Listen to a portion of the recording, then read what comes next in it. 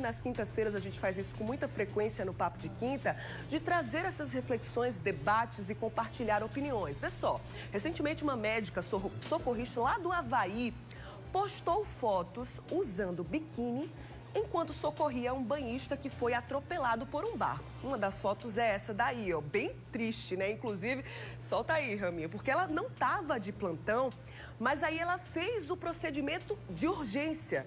Ela não estava trabalhando, tá? Estava lá no momento de diversão mesmo, mas viu a situação e fez o procedimento de urgência. Só que ela postou nas redes sociais e a crítica veio logo em seguida através de um artigo publicado numa conceituada revista médica. O estudo apontou essa situação como um comportamento inadequado nas mídias sociais. Só que aí depois desse fato, a hashtag MedBikini viralizou nas mídias também, principalmente nesse período de quarentena, de pandemia do novo coronavírus. Então, médicas do mundo todo estão postando fotos de biquíni em forma de protesto, inclusive médicas brasileiras, né? Agora fica aquela pergunta, o questionamento que vai embasar o nosso Papo de Quinta. Será que o modo como você se veste ou como você se comporta no tempo livre pode prejudicar seu trabalho ou a sua credibilidade? Papo de Quinta no ar.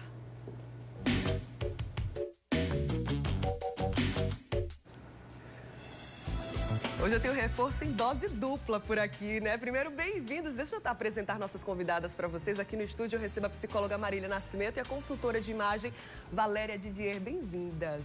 Oi, tudo bom? Bom dia. Tudo bem? Bom dia para todos nós, né? Então, primeiro eu vou começar com Marília, certo?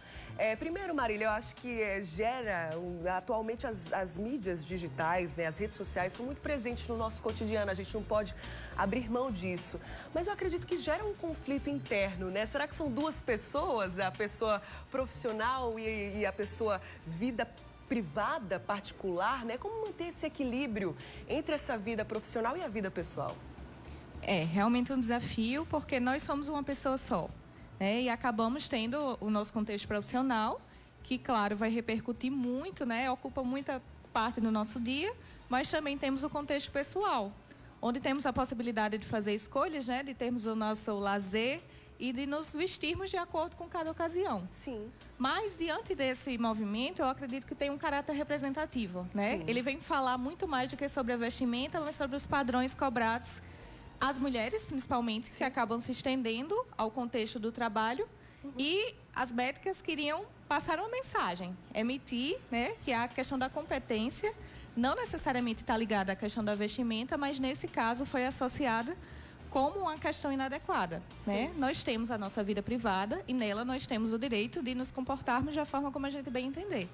Sem que isso tenha que repercutir como um critério determinante da nossa qualificação, da nossa competência profissional. Eu achei essa situação muito pontual, né? Mas que traz esse debate em qualquer outra situação da nossa vida. Por exemplo, quando a gente pensa numa figura de uma médica ou de um médico, a gente não imagina esse profissional numa vida comum, como todos nós, né? Então, quando a gente pensa na figura de um médico, a gente automaticamente já pensa no jaleco, a gente pensa numa figura mais séria, mas a gente esquece que por trás desse médico ou de qualquer outro profissional, existe uma pessoa ali que tem uma vida comum.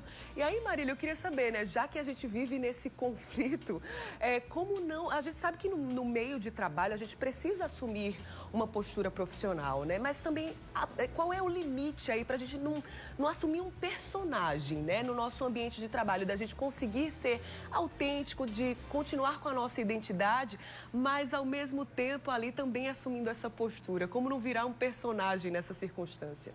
Eu acredito que a palavra é equilíbrio, né? A gente precisa, claro, atender às exigências do nosso trabalho, de acordo com que cada vestimenta vai ser cobrada, né? Que cada trabalho vai determinar a forma como você se veste.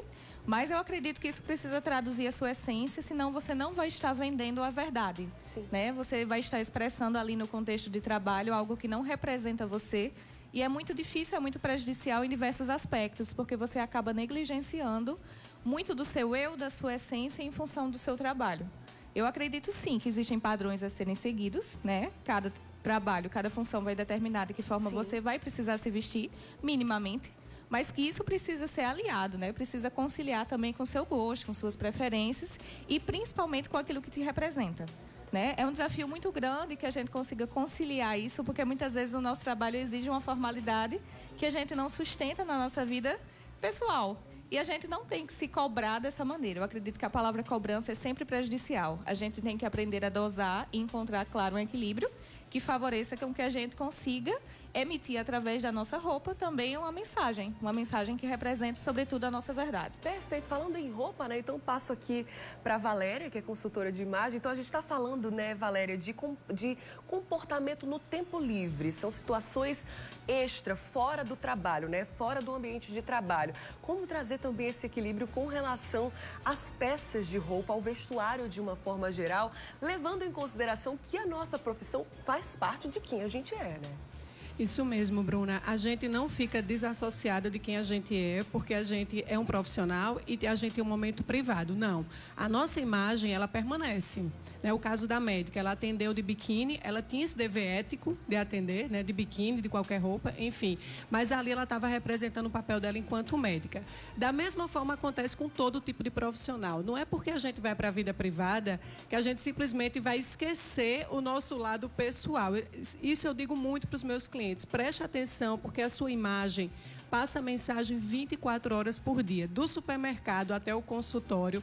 A gente sempre está passando uma mensagem, seja essa mensagem de profissionalismo, de credibilidade, de desleixo, de competência. Infelizmente, por mais que a gente tenha um currículo importante, super renomado, e isso realmente é o que conta mais, mas a imagem ela chega primeiro, infelizmente. A gente tem um currículo, mas a imagem ela chega primeiro, depois chega o currículo. Então a gente precisa cuidar para que esse currículo que a gente lutou tanto, esse cargo que a gente tem, essa posição, ela também continue, né, permaneça nos nossos momentos de lazer. Quer dizer, um juiz, um delegado, uma pessoa pública, ela precisa prestar atenção que em qualquer lugar que ela está, ela vai estar sendo observada, as pessoas vão estar julgando. Então, ela precisa prestar atenção que mensagem ela está passando, né, seja no momento privado ou no momento profissional. Então, como a doutora falou, eu também concordo. Eu acho que a questão é equilíbrio. Né? A gente não precisa estar vestida como um personagem, né, nos nossos momentos de lazer, claro que não, nós temos vida privada sim, mas também a gente precisa prestar atenção que todo o tempo eu posso estar encontrando um cliente, encontrando um futuro cliente e passando uma mensagem. Perfeito, a gente está falando aqui sobre esse aspecto pontual aí da história das médicas, né, que viralizou nas redes sociais, mulheres e médicas de todo mundo, né, postando essa hashtag, mas vou trazer para o debate uma experiência pessoal. Eu sou jornalista, estou aqui todos os dias, né, à frente do Mulher Demais, então eu preciso estar bem arrumada, usa salto, maquiagem, mas aí de vez em quando eu vou sair de casa no fim de semana, minha mãe aponta: Bruna, você vai sair sem maquiagem? Pode ser que alguma pessoa que vai te encontrar na rua vai te reconhecer e vai dizer: mas essa aqui não é aquela que eu vejo todo dia não, né? Então, Valéria, até que ponto as roupas ou maquiagem, no caso de quem usa, né, podem influenciar na credibilidade de alguém apontar para mim e dizer: poxa, mas ela tá se vestindo desse jeito, eu não vou assistir mais o programa não tem como, né? Não é essa profissional que eu quero. Eu acho, Bruna, que tem roupas para todos os ambientes. Eu costumo dizer que estilo é a combinação do conforto com a adequação. Então, se você vai sair no final de semana, você vai para uma padaria, você vai passear com seu filho, você precisa ter roupa adequada para aquele ambiente. Você não vai com essa roupa para uma padaria. Você vai com roupa de padaria. Você vai colocar um short, um vestido solto, uma racheirinha, um tênis. Só que a questão é, você vai com uma roupa mais despojada para um ambiente mais despojado, mas você se preocupou com o todo? Você se preocupou pelo menos de arrumar um cabelo, de fazer um rabo de cavalo, não sair de casa assanhada, de botar pelo menos um batom, não uma maquiagem completa, mas você se preocupou com pelo menos o básico. Você está indo fazer uma feira, você está indo para uma praia, mas você está indo com a roupa adequada para a praia, ou você está indo de salto, cheia de joia para a praia. Então, a questão não é estar sempre arrumada, a questão é estar sempre adequada. Sim, então, a gente precisa ir para os lugares certos, com as roupas certas, porém, a gente precisa não cair no desleixo, na preguiça, porque é esse desleixo que nos leva, às vezes, a julgamentos e a interpretações erradas sobre a nossa competência, porque a gente sabe que a gente é competente, a gente tem essa noção, mas, às vezes, aquela outra pessoa que não nos conhece nos julga pela aparência. Infelizmente, o nosso cérebro, ele faz uma leitura de quem a gente é em menos de 30 segundos e isso é involuntário. Então, a gente precisa cuidar que, mesmo no ambiente privado, eu tenho que estar adequada, sim, mas eu preciso cuidar para que aquela imagem não me leve para o lado do desleixo. Sim, pensar no que você quer passar de mensagem, Sim. né? E aproveitando esse assunto, né, sobre... a gente sempre volta para a palavra equilíbrio, não tem como, né? E de adaptação, de adequação com relação à situação, ao ambiente, ao tipo de roupa, a mensagem que você quer passar, independente do que seja, as pessoas vão julgar, né, Marília? Então, se eu estiver numa padaria extremamente maquiada, pode ser que até uma pessoa nem fale, mas diz...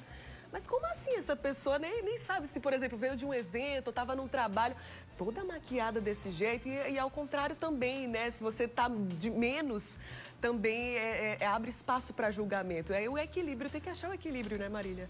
Tem que achar o equilíbrio. A gente tem que considerar também que o julgamento em relação ao outro está carregado de uma mensagem pessoal.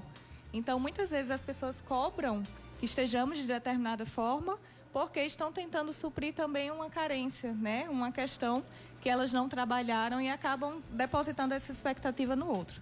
É importante que a gente considere que nós temos papéis sociais, mas que nós somos pessoas com direito à liberdade de nos expressarmos, claro, como a Valéria falou, de forma adequada, Sim. de acordo com cada ambiente, mas de uma maneira que traduza a nossa verdade. Não adianta que a gente carregue um personagem, que a gente sustente naquele ambiente de trabalho, uma vestimenta que não nos representa.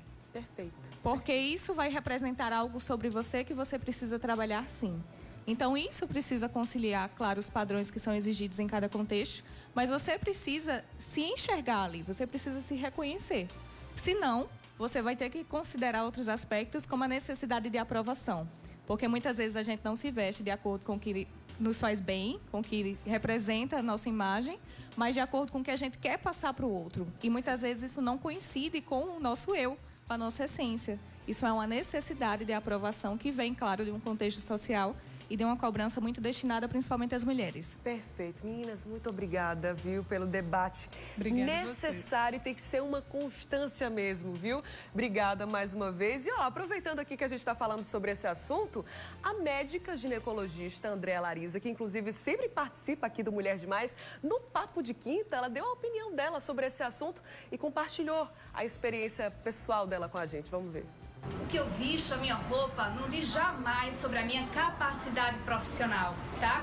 Então, é bom a gente entender que o médico tem que ser visto e julgado por realmente o que ele entende, o que ele sabe e a sua conduta. Não é a parte externa que vai dizer quem eu sou. Empoderado dela falar, né? Assumiu aí de fato o que ela acredita. Então, gente, obrigada, viu? Mais uma vez aí Obrigada, pela participação. Bruno. E até as próximas. Voltem mais vezes. Obrigada. Eita, é bom demais falar sobre esse assunto. Vamos embora interagir.